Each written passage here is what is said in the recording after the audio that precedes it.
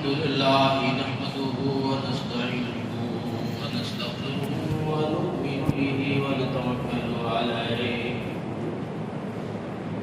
ونعوذ بالله من شرور أنفسنا ومن سيئات أعمالنا من يهده الله فلا مضل له ومن يضلله فلا هادي له ونشهد أن لا إله إلا الله وحده لا شريك له ونشهد أن سيدنا وسندنا ونبينا وشفيعنا وهادينا ومرشدنا ومأوانا وملجانا ومولانا محمدا عبده ورسوله صلى الله تعالى على آله وأصحابه وأزواجه وذرياته وبارك وسلم تسليما كثيرا أما بعد فأعوذ بالله السميع العليم من الشيطان الرجيم بسم الله الرحمن الرحيم واضرب لهم مثل الحياة الدنيا كماء أنزلناه من السماء فاختلط به نبات الأرض فأصبح هشيما تذروه الرياح وكان الله على كل شيء مقتدرا قال النبي صلى الله تعالى عليه وسلم كن في الدنيا كأنك غريب أو عابر سبيل أو كما قال عليه الصلاة والسلام صدق الله مولانا العلي العظيم وصدق رسوله النبي الكريم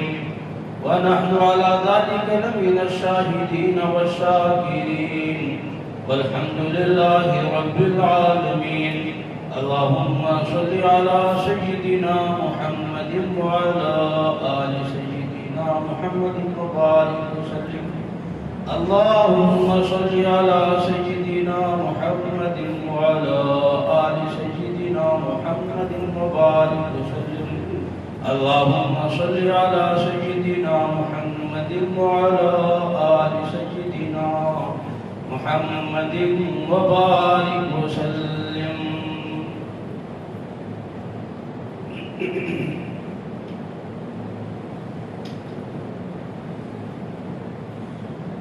اللہ تبارک و تعالی نے ہمیں دین کی قرآن کی نعمت عطا فرما کر بہت بڑا احسان کیا کہ ہم کامیابی اور ناکامی کا فیصلہ وقت کے رہتے ہوئے کر سکیں اور اللہ تبارک تعالیٰ نے مزید احسان یہ فرمایا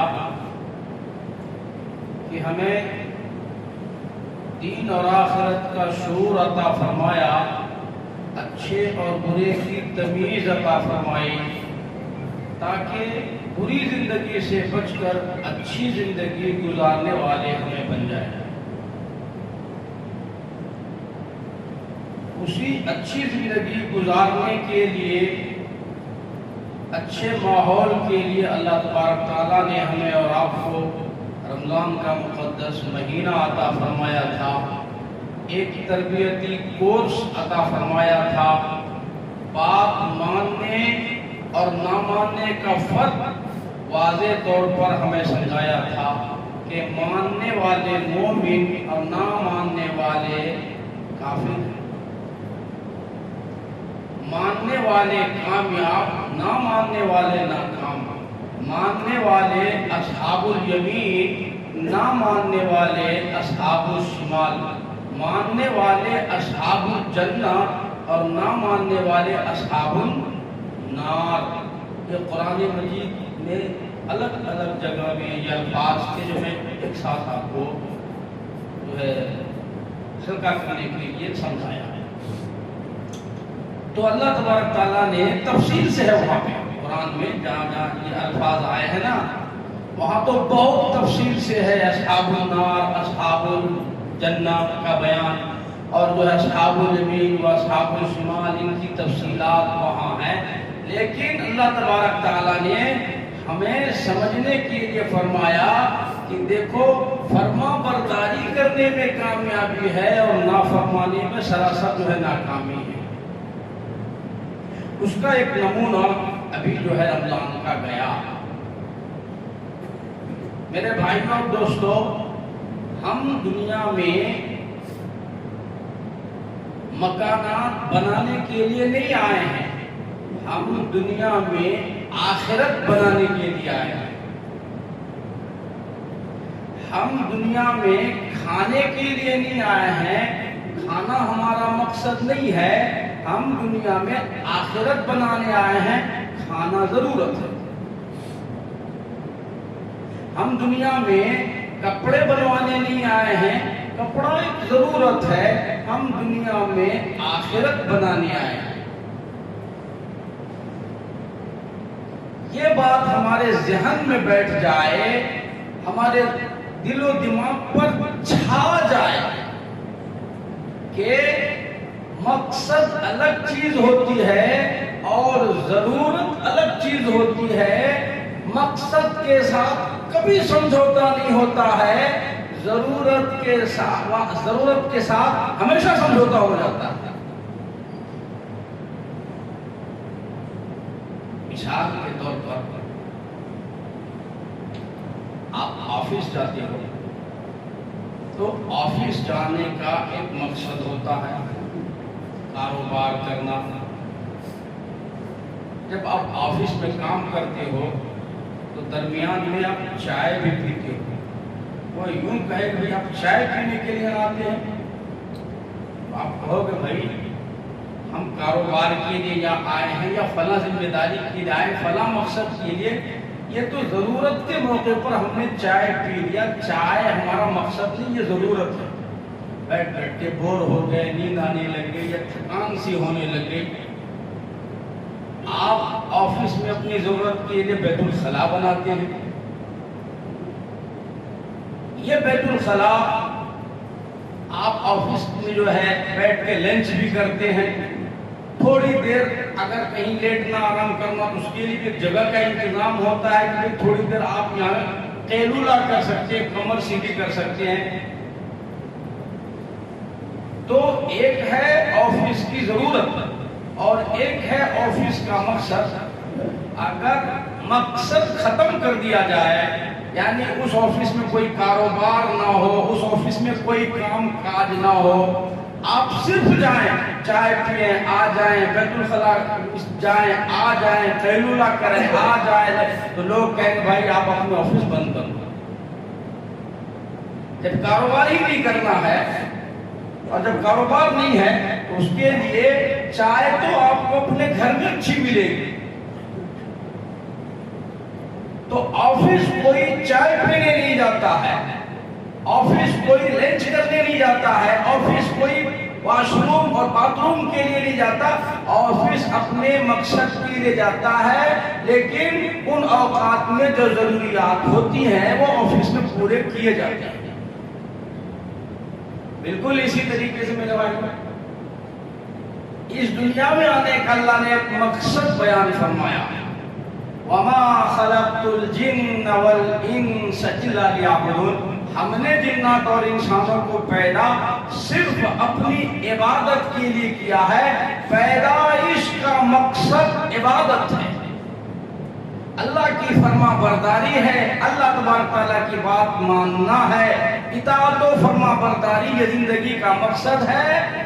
کھانا پینا, گھر مکان دکان, یہ ضروریات ہیں, یہ ساری ضروریات ہیں. اور میں نے پہلے بھی بتایا آپ کو کہ انسان مقصد سے سمجھوتا نہیں کرتا ہے, ضروریات سے انسان سمجھوتا کر لیتا ہے. آپ کو بھوک لگ رہی ہے، آفس میں کوئی ضروری کام ہے، تو آپ اس ضروری کام کو ڈیلے کر کے کھانا کھانے نہیں جاتے ہیں، یوں کہہ دیتے ہیں کہ بھائی 2 منٹ رکو، اس کام کو میں نمٹا لیتا ہوں پھر آ کے کھا لیں گے۔ تو مقصد سے کبھی سمجھوتا نہیں ہوتا، ضروریات آگے پیچھے کیے جاتے ہیں، اور پھر یہ بھی سمجھنے والی بات ہے، ضرورت جتنی ہو اتنا ہی اجازت ہوتا ہے استعمال کرنے کی، بلا ضرورت نہیں۔ مثال کے طور پر آپ یہاں سے حیدرآباد کے لیے سفر کرنے کا ارادہ کیا، آپ نے ٹرین میں ٹکٹ لیا، تو سفر کے دوران آپ کو بھوک بھی لگے گی، پیاس بھی لگے گی، واش روم، بیت الخلا، باتھ روم، جو ضروریات، تو سفر کے لیے آدمی اپنی ضرورت کا انتظام کر لیتا ہے۔ تو ضرورت کا انتظام کتنا کیا جاتا ہے بھائی؟ سب کو پتا ہے، سارے لوگ الحمدللہ سفر کرتے ہوں گے۔ ہم کو جتنی ضرورت ہوتی ہے، ایک وقت کی ضرورت ہے تو ایک وقت کے کھانے کا انتظام ساتھ میں لے جاتے ہیں، 2 وقت کی ضرورت ہوئی تو 2 وقت کا انتظام کر کے جاتے ہیں۔ گھر کا سارا راشن لے کے کوئی ٹرین میں تو نہیں بیٹھتا، سارا اناج لے کر کے کوئی سفر نہیں کرتا ہے، سارا ساز و سامان لے کے سفر، جتنی ضرورت ہے اس ضرورت سے تھوڑا کم ہی لیتا کیونکہ بوجھ ہو جائے گا۔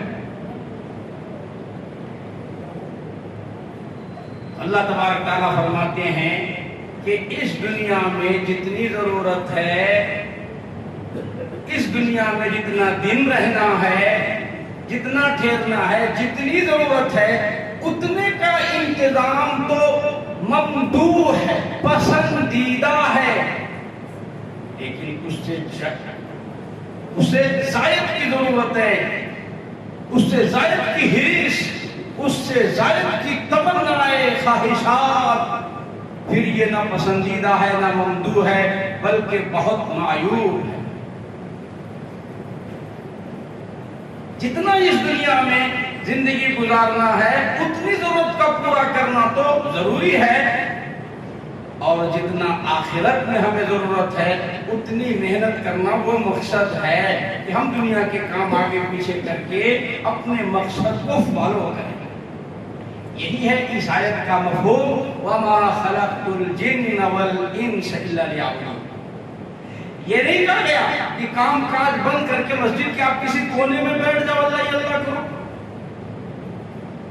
کام بند کر دو، آفس جانا چھوڑ دو، کاروبار ہی چھوڑ دو، دکان کھولنا، یہ نہیں ہے اس میں۔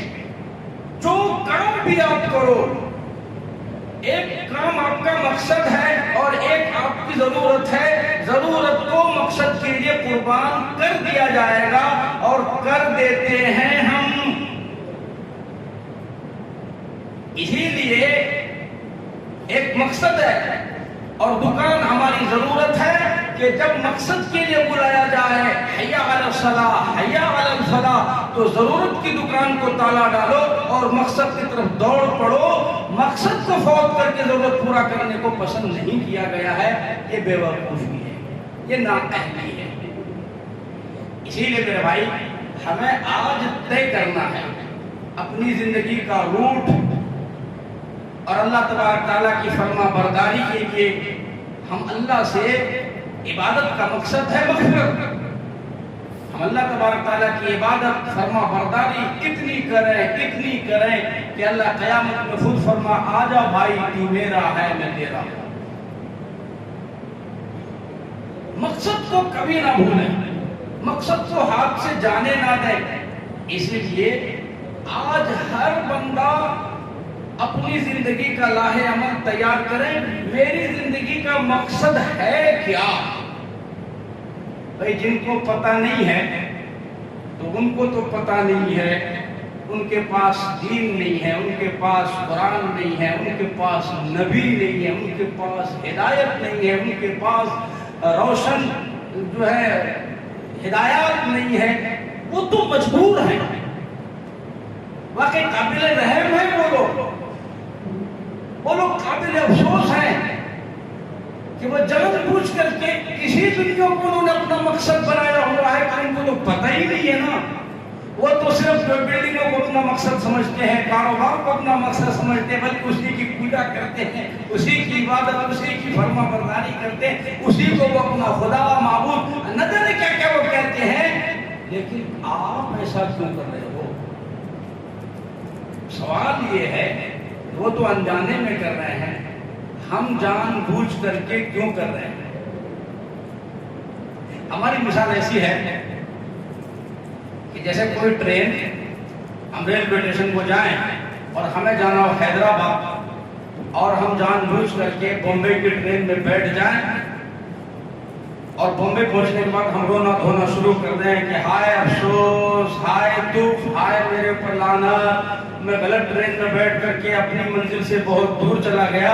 آپ سوچو ہمیں رونا چاہیے یا دنیا والوں کو ہم پہ رونا چاہیے کہ جان بوجھ کر کے آپ نے غلط ٹرین پکڑی؟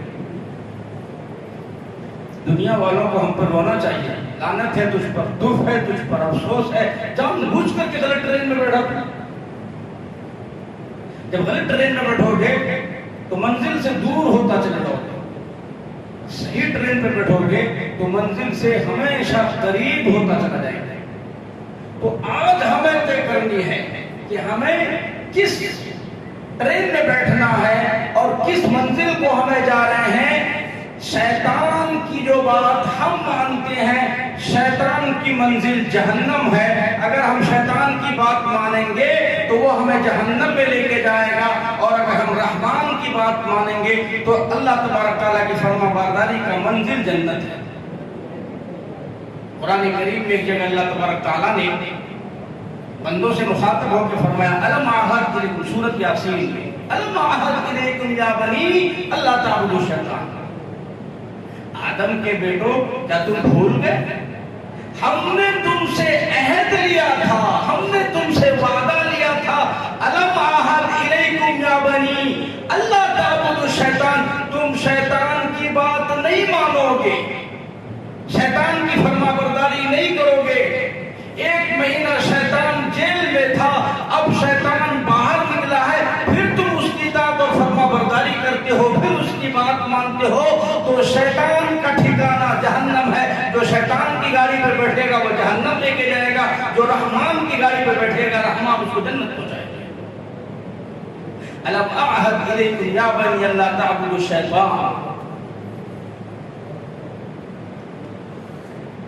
پروردگار عالم جل شانہ نے ان آیات میں فرما دیا, او میرے بندے, وَمَا خَلَقْتُ الْجِنَّ وَالْإِنسَ إِلَّا لِيَعْبُدُونَ, صرف میری عبادت کرو, میری فرما برداری کرو, جہاں بھی ہو, جس حال میں بھی ہو, آفس میں ہو, کمپنی میں ہو, دکان میں ہو, مکان میں ہو. اللہ فرماتے ہمیشہ نظر میری فرما برداری پر رکھو. جو بندہ مقصد کو اپنے سامنے رکھتا ہے وہ کامیاب ہو جاتا ہے, جو مقصد کو پیچھے ڈال دیتا ہے اللہ فرماتے وہ ناکام ہو جاتا ہے. وَمَا خَلَقْتُ الْجِنَّ وَالْإِنسَ إِلَّا لِيَعْبُدُونَ. ایک دوسری جگہ فرمایا, قُلْ مَتَاعُ الدُّنْيَا قَلِيلٌ وَالْآخِرَةُ خَيْرٌ لِمَنِ اتَّقَىٰ وَلَا تُظْلَمُونَ فَضِيلًا. دنیا کی زندگی بہت تھوڑی ہے, دنیا کی زندگی بہت کم ہے, چند سالوں کی زندگی ہے. آخرت آباد کرنے کی جگہ ہے, آخرت لامحدود ہے. اور میرے بندے آخرت باقی رہنے والی چیز ہے, باقی رہنے والے اعمال کو فنا ہونے والے دنیا پر قربان نہ کیا کر.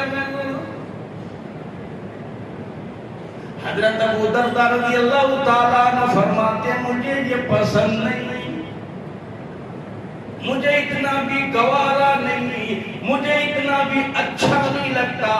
مسجد نبوی کے بازو میں میری دکان ہو, میں کاروبار کرتا رہوں، دکان چلاتا رہوں، مسجد نبوی میں جماعت کے ساتھ نماز ادا کیا کروں، حضور کے پیچھے حضور کے اقتداء میں نماز پڑھا کروں، اور اس کے ساتھ ساتھ دکان بھی کیا کروں، میری غیرت گوارا نہیں کرتی، میرا دل گوارا نہیں کرتا، میرا ضمیر تسلیم نہیں کرتا۔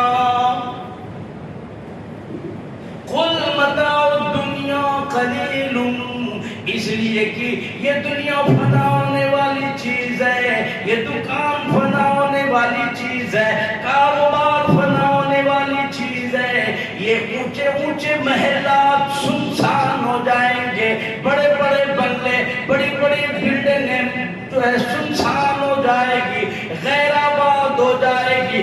جاؤ جاؤ ملک کے کونے کونے میں تلاش کر کے دیکھو، لوگوں نے بڑے بڑے بلڈنگیں بنائی، بڑے بڑے محلات بنائے، آج اس میں کوئی اس کا نام لینے والا نہیں۔ بادشاہوں کے کھنڈرات موجود ہیں، بادشاہوں کے باقیات موجود ہیں، لیکن آبادی کی دور دور تک کوئی صورت نظر نہیں آتی۔ اللہ فرماتے ہیں میرے بندے، میں نے تمہیں یہ نعمتیں دی ہے، میری نافرمانی اگر کرو گے میں اس طرح سے برباد کر دوں گا۔ قل اللہ یحییکم، میں نے تمہیں یہ زندگی دی، آفیسر میں نے بنایا، انجینئر میں نے بنا دیا، ڈاکٹر میں نے تجھے بنایا، یہ بنگلہ میں نے عطا کیا، کوٹھی میں نے عطا کیا، میرے کرم سے ہوا، میرے فضل سے ہوا، میں نے تجھ پر احسان کیا، تعلیم میں نے تجھے عطا فرمائی، ہنر میں نے سکھایا۔ قل اللہ یحییکم ثم یمیتکم، پھر میں تجھے موت دے دوں گا، تیرے مرنے کے بعد یہ تیرے بنگلے سنسان ہو جائیں گے، ویران ہو جائیں گے۔ ثم یمیتکم، میں تمہیں برباد کر دوں گا۔ ثم یجمعکم الی یوم القیامت لا ریب فیہ، پھر فرمایا وہ امیروں اور سفیروں اور ذمہ-داروں اور بادشاہوں اور بڑے بڑے مالداروں، ٹھیک ہے میرا دربار بڑا مہنگا ہے، میرا دربار بڑا قیمتی ہے، جب تم میرے دربار میں آؤ گے ثم یجمعکم الی یوم القیامت لا ریب فیہ، پھر مجھے اپنی کبریائی کی قسم سب کو اپنے سامنے کھڑا کر کے ایک ایک سانس کا حساب و کتاب لے لوں گا۔ تدعو ما نظر وتولا وجمع فاوعى، اللہ فرماتے نہیں چھوڑوں گا، لا يسأل عما يفعل وهم يسألون، حساب لوں گا، پوچھوں گا کس طرح کمائے، کس طرح خرچہ کیا، میری نافرمانی کے ساتھ دولت اکٹھا کیا یا فرما برداری کے ساتھ آیا، نمازیں چھوڑ چھوڑ کر کے کاروبار کیا یا نماز ادا کر کے کاروبار کیا، پوچھوں گا میں۔ امام الانبیاء، محبوب کبریاء، حضرت محمد الرسول اللہ صلی اللہ تعالیٰ علیہ وسلم کی ذات اقدس ہے، رو رہے ہیں، آنسو ٹپ ٹپ گر رہے ہیں، اما عائشہ دیکھ رہی ہے اور اللہ سے سوال کرتے، او میرے پروردگار، اللہم حاسبنی حسابا یسیرا، او میرے مالک، او میرے پروردگار، میرا حساب کتاب بڑا آسانی کے ساتھ لینا۔ اللہ بہت آسان حساب لینا، اللہ بہت رحم کرنا مجھ پر، اللہ بہت معاف کرنا مجھے، اللہ میرا حساب کتاب بہت آسانی سے لیا۔ اما عائشہ صدیقہ رضی اللہ تعالیٰ عنہ سن رہی تھی، دیکھ رہی تھی آپ رو رہے ہیں، تو اما عائشہ نے پوچھا یا رسول اللہ صلی اللہ علیہ وسلم، یہ آپ کو بھی پتا ہے، مجھے بھی پتا ہے، میں نے آپ سے سنا ہے، آپ نے فرمایا ہے انبیاء کرام کا حساب نہیں ہوگا، قرآن مجید میں ہے انبیاء کا حساب نہیں ہوگا۔ اولئک الذین انعم اللہ علیہم من النبیین، یہ پہلے سے جماعت، اولین جماعت ہے انبیاء کی، جو انعام والی جماعت ہے اللہ نے ان کو پہلے انعام دے دیا ہے، اور وہ انعام ہے مغفرت کا۔ یہ انعام کا ہے مغفرت کا، درجات کا وعدہ ہے اللہ کا، لیغفر لک اللہ ما تقدم من ذنبک وما تأخر ویتم نعمتہ علیک ویہدیک صراطا مستقیما۔ میرے محبوب آپ نے تو ہمیں یہ بتلایا انبیاء کا تو حساب نہیں ہوگا، پھر آپ یہ آسان حساب کون سا اللہ سے مانگ رہے ہیں؟ توجہ کیجئے گا، بہت آسان ہے زندگی گزارنا۔ اللہ نے بنگلے دیے، گاڑیاں دی، کوٹھی دے دی، زندگی دے دی، نعمتیں دے دی، بہانے دے دی۔ رب کعبہ کی قسم، جس کے پاس اللہ کی جتنی نعمتیں اس کی زیادہ فرما برداری اللہ کی کرنی چاہیے۔ میرے مالک، آپ نے ہمیں روزی روٹی کی جھنجھٹ سے پاک کر دیا، آپ نے اتنا عطا فرمایا، میں کہیں ڈیوٹی کرنے نہیں جاتا ہوں، کوئی اور کام نہیں کرتا ہوں۔ اللہ آپ بڑے بے نیاز ہیں، اپنا گھر دیا، اپنا کاروبار دیا، اپنا مکان، میں تو اور زیادہ اللہ کی فرما برداری کروں۔ جو لوگ کلی مزدوری کرنے والے ہیں، محنت کرنے والے ہیں، وہ تو دوسرے کا ماتحت ہے، لیکن جو کسی کا ماتحت نہیں ہے اسے تو اور زیادہ اللہ سے ڈرنا چاہیے۔ اللہ کے نبی صلی اللہ علیہ وسلم نے ارشاد فرمایا، عائشہ ٹھیک ہے میں نے جو بتلایا کہ اللہ انبیاء کا حساب و کتاب نہیں دے گا، انبیاء بغیر حساب کتاب کے جنت میں چلے جائیں گے، اللہ نے وعدہ کیا، لیکن ایک بات یاد رکھو، یہ وعدہ اللہ کے طرف سے تو نہیں ہے نا، یہ اعلان تو اللہ کی طرف سے ہے نا کہ بھئی میں انبیاء کا حساب نہیں لوں گا، نبیوں کا حساب، یہ فیصلہ اللہ کا، میرا تو نہیں ہے نا۔ اور اللہ اپنا فیصلہ بدلنے میں کسی کا محتاج نہیں ہے۔ ساتھیوں توجہ کرو، اللہ تبارک تعالیٰ اگر اپنا فیصلہ بدل لے تو وہ جبریل سے مشورہ نہیں کرتا، وہ میکائیل کا محتاج نہیں ہے، وہ اسرافیل، عزرائیل، وہ تمام فرشتوں میں کوئی بھی ہو، اللہ کسی کا محتاج نہیں ہے۔ من ذا الذی یشفع عندہ الا باذنہ، کوئی اللہ سے زبردستی نہیں کر سکتا۔ بہت خوش ہوتے ہیں لوگ آج قرآن کریم پڑھتے نہیں، قرآن سمجھ میں آتا نہیں، قرآن کے قریب آتے نہیں ہیں، اور کیوں کہہ دیتے ہیں کہ فلاں کی سفارش میں جنت میں چلا جاؤں گا، فلاں مجھے جنت میں لے کے چلے جائیں گے، میں فلاں صاحب کا یوں ہوں، فلاں کا وہ ہوں، فلاں کا ایسا بات کرتے ہیں، پوری شرم آتی ہے۔ اس لیے میں یہ آیت سنا رہا ہوں، من ذا الذی، اللہ چیلنج سے کرا، من، ابے کون ہے؟ من کے معنی کون ہے؟ خبردار کون ہے تو؟ فرمایا من ذا الذی یشفع، کون ہے جو اللہ سے زبردستی کوئی کسی کی سفارش کر دے، اس کو معاف کر دو، اس کو معاف کر دو، یہ میرا ہے، یہ فلاں ہے، یہ تیرا۔ من ذا الذی، کوئی اللہ سے زبردستی نہیں کر سکتا۔ تو فرمایا عائشہ یہ فیصلہ اللہ کا ہے کہ میں جو ہے نبیوں سے حساب نہیں لوں گا۔ اگر اللہ تبارک تعالیٰ اپنا فیصلہ بدل لے اور یہ طے کر لے کہ میں حساب لوں گا تو کوئی روکے گا؟ کوئی روک پائے گا؟ کوئی زبان کھول پائے گا؟ قرآن پہلے سے کہتے ہیں زبان نہیں کھول سکتے اللہ کی اجازت کے بغیر۔ من ذا الذی، اور ہم کیسے کہہ دیتے ہیں، کتنا آسانی سے، کتنے دھڑلے سے اور کتنا ڈھیٹھائی سے ایک بندہ نافرمانی کی زندگی گزار رہا ہے، منمانی کی زندگی گزار رہا ہے، اور وہ نام فلانے کا لیتا ہے، فلانے کا لیتا ہے، فلانے کا لیتا ہے۔ شرم آتی ہے زندگی میں، شریعت سنت نہیں ہے، نماز نہیں ہے، دین نہیں ہے، اور نام بڑے بڑوں کا لیتا ہے، نام بھلا کا لیتا ہے۔ اللہ کہتا ہے من ذا الذی یشفع عندہ الا باذنہ، کوئی اللہ کی ذات کے بغیر، امر کے بغیر منہ نہیں کھول سکتا، آواز نہیں نکال سکتا، سوال نہیں کر سکتا۔ لا یسأل عما یفعل وهم یسألون، کوئی اللہ سے سوال نہیں کر سکتا۔ یہ کیوں، وہ کیوں؟ یہ بی جے پی پارٹی ہے، تمہاری پارٹی کانگریس ہے کیا؟ یہ فلانی کی کرسی ہے،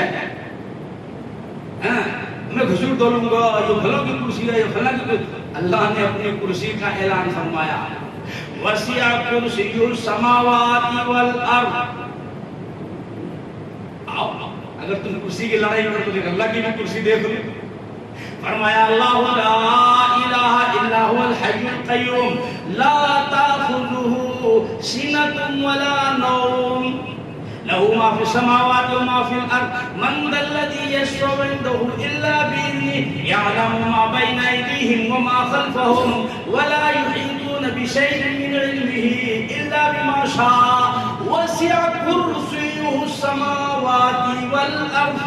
اللہ کی کرسی زمین و آسمان سے بھی زیادہ وسیع ہے. زمین و آسمان آپ اللہ تبارک تعالیٰ کی کرسی زمین میں نہیں سما سکتی, آسمان میں نہیں سما سکتی. کون اللہ کے کرسی کو ہلا سکتا ہے؟ وسع کرسی السماوات والارض. بہت لڑائی چل رہی ہے کرسیوں کی, 13 تاریخ کو رزلٹ کبھی آنا ہے. میری کرسی. اللہ کہتا ہے میری بھی کرسی ہے, آؤ نا. کوئی چھین کے تو دور کی بات ہے, سوچ کے بتاؤ کر کے اللہ کی کرسی کیسی ہے. تو فرمایا عائشہ اللہ نے یہ فیصلہ خود لیا ہے کہ میں نبیوں کا حساب نہیں لوں گا. اگر اللہ اپنا جو ہے فیصلہ بدل لے, نہیں میں حساب لوں گا, تو اللہ کو کوئی روک نہیں سکتا, کوئی ٹوک نہیں سکتا, کوئی مشورہ نہیں دے سکتا, اللہ کو کوئی میٹنگ بلانی نہیں پڑے گی. اسی لیے میں رو رہا ہوں, اللہ اگر آپ حساب کا فیصلہ کر ہی لیں, بفرض محال ایسا ہوگا تو نہیں, لیکن ڈر تو ہے نا, خوف تو ہے نا. اللہ کی جباریت کا, اللہ کی قہاریت کا, وہ جبار ہے, عزیز ذو انتقام ہے, اللہ قہار ہے, اللہ تبارک پاورفل ہے. اگر وہ حساب و کتاب لینے پر آ جائے تو میں اللہ سے سوال کرتا ہوں, اللہم حاسبنی حسابا یسیرا, اللہ میرے سے آسان حساب لے. پھر اس کے بعد فرمایا عائشہ ادھر آؤ, تجھے معلوم ہے کہ اللہ کے یہاں آسان حساب کس کو کہتے ہیں؟ اللہ تبارک تعالیٰ کے یہاں آسان حساب کیا ہے؟ فرمایا کہ اے میرے محبوب ہمیں نہیں معلوم, آپ بتائیے یہ آسان حساب کیسے ہوگا. اللہ کے نبی صلی اللہ علیہ وسلم نے ارشاد فرمایا کہ جس بندے کے ساتھ اللہ آسان حساب کا فیصلہ فرمائیں گے تو حساب کس طرح ہوگا کہ ایک نظر اس کے نام اعمال پر ہوگی, اس کتاب پر جو زندگی کے نام اعمال ہے, ایک نظر اس کتاب پر نام اعمال پر, اور ایک نظر بندے کے چہرے پر. کیا ہوگا؟ ایک نگاہ نام اعمال پر اور ایک نگاہ بندے کے اوپر اللہ ڈالیں گے. اس کے بعد فرمائیں گے جاؤ میں نے اس کی مغفرت کر دی. یہ ہوگا آسان حساب. حساب ہوا بھائی؟ آپ بولو اس کو حساب کہو گے. ایک نظر نام اعمال پر اور ایک نظر بندے کے چہرے پر اللہ نے ڈالا, اور اس کے بعد فرمایا جاؤ بھائی اس کا مسئلہ حل ہو گیا اور اسے جنت میں بھیج دو. تو حساب تو ہوا ہی نہیں, ایک نظر ادھر ایک نظر ادھر, معاملہ صاف ہو گیا. اس کو قرآن نے کہا آسان حساب. اور اللہ کی قسم جس سے اللہ حساب لے گا قیامت کے صبح تک وہ حساب نہیں دے پائے گا, وہ حساب اللہ کو نہیں دے پائے گا. صبح فجر کی نماز سب نے پڑھی ہے نا, الحمدللہ, اللہ کرے سب نے فجر کی نماز پڑھی. فجر میں ہم نے 2 رکعت فرض کی پڑھی ہے, 2 رکعت میں ہم نے 4 سجدے کیے ہیں. کتنے سجدے کیے؟ 2 رکعت میں ہم نے 4 سجدے کیے. ہم اگر اللہ کو اللہ حساب لینے پہ آ جائے, اب اگر ہم حساب لینے پر آ جائے, ایک سجدے کا حساب کوئی بندہ اللہ کو نہیں دے سکتا. اگر اللہ پوچھ لے کہ سجدے میں جو خضوع ہونا چاہیے تھا, اگر تمہارے 4 سجدے میں کوئی ایک سجدہ اس حیثیت کا ہو اور اس گریڈ کا ہو تو لا کے دو. ہم ایک سجدے کا حساب نہیں دے پائے. تمہارے سجدے میں خشوع نہیں تھی, تمہارے سجدے میں جو خضوع نہیں تھی, تمہارے سجدے میں سنت نہیں تھی, تمہارے سجدے میں اطمینان نہیں تھا, تمہارے سجدے میں عاجزی نہیں تھی, تمہارے سجدے میں جو تذلل کی جو عاجزی انکساری ہوتی ہے, تمہارے سجدے کی جو کیفیت ہونی چاہیے تھی, اس سجدے میں وہ کیفیت نہیں ہے. ہم اللہ کو ایک سجدے کا حساب ہم نہیں دے سکیں گے, پوری زندگی کوئی کیا حساب دے گا.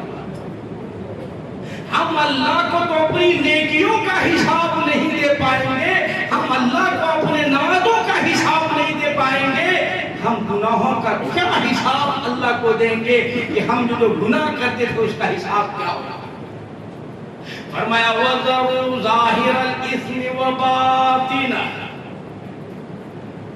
ظاہری گناہ بھی چھوڑ دو، باطنی گناہ بھی چھوڑ دو، اللہ کی نافرمانی سے باز آ جاؤ، ساری زندگی محنت کرو، کوشش کرو اللہ کی فرما برداری کا، اللہ تبارک تعالیٰ کی وفاداری کا، دین و شریعت کو اپنے سامنے رکھو. اللہ فرماتے ہیں اس کے بعد اگر کمی کوتاہی ہوگی اللہ معاف فرمائیں گے.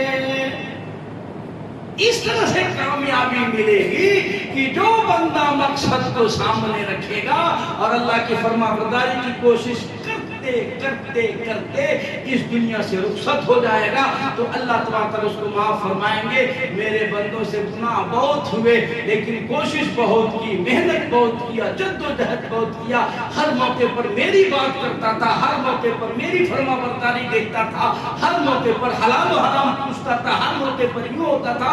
تو اللہ تبارک تعالیٰ اس محنت اور کوشش میں آسان حساب لے کر اللہ مغفرت فرمائیں گے، ورنہ بڑا مشکل ہے. اس لیے میں نے یہ باتیں آپ کے سامنے شروع کی. ہمارے اکثر نوجوان صبح کی وہی بات چل رہی تھی کہ عید کی نماز کے بعد نماز چھوڑ دیتے ہیں، فجر میں 2 صف 3 صف آتے ہی نہیں، پڑھتے ہی نہیں، چھوڑ ہی دیا. میں نے پہلے بھی بتلایا اگر رمضان میں نماز پڑھتے تھے اور اب نماز چھوڑ دیے، اب اگر موت آ گئی بے نمازی کی موت آئے گی، نمازی کی موت نہیں آئے گی. گنہگاری کی موت آئے گی، نمازی کی موت نہیں آئے گی، نیکوکاری کی موت نہیں آئے گی. اس لیے کہ اعتبار آخری وقت کا ہوتا ہے، پہلے کا نہیں. پہلے پڑھتے تھے نماز، اب چھوڑ دیے تو اب بے نمازی کی موت آئے. اسی لیے فرمایا وَعْبُدْ رَبَّكَ حَتَّى يَأْتِيَكَ الْيَقِينُ، نماز موت تک کے لیے، جب تک موت نہ آئے اس وقت تک نماز فرض ہے، ضروری ہے. سارے ساتھی کوشش کریں، مذاکرہ کریں، گھروں میں ماحول بنائیں. حالات اچھے نہیں ہے، ابھی وقت ہے. اگر ہم غلط روٹ کی گاڑی پہ بیٹھ گئے ہیں تو ابھی گاڑی چینج کرنے کے لیے ہمارے پاس جو ہے وقت ہے. موت کا فرشتہ آنے کے بعد ہم اگر گاڑی بدلنا بھی چاہیں تو وقت نہیں ملے. اس کے بعد اگر جو ہے روٹ چینج کرنا چاہیں تو فرصت نہیں ملے گی. اللہ ہمیں سمجھ نصیب فرمائے، اللہ ہدایت نصیب فرمائے. کہنے سے سید اللہ فرمایا. آمین. وآخر دعوانا الحمدللہ رب العالمین. جو لوگ